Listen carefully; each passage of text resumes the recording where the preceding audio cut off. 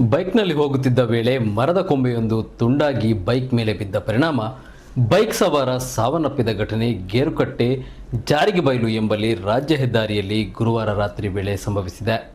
ಮೃತರನ್ನ ಬೆಳಾಲು ಗ್ರಾಮದ ನಿವಾಸಿ ಪ್ರವೀಣ್ ಎಂದು ಗುರುತಿಸಲಾಗಿದೆ.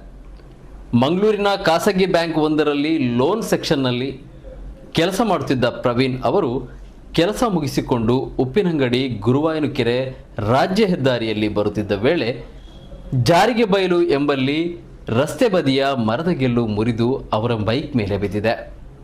ಗಂಭೀರವಾಗಿ ಗಾಯಗೊಂಡ ಅವರನ್ನು ಕೂಡಲೇ ಸ್ಥಳೀಯರು ಆಸ್ಪತ್ರೆಗೆ ಕರೆದೊಯ್ದರಾದರೂ ಆ ವೇಳೆಗೆ ಅವರು ಮೃತಪಟ್ಟಿದ್ದರು ಎಂದು ಪೊಲೀಸರು ತಿಳಿಸಿದ್ದಾರೆ.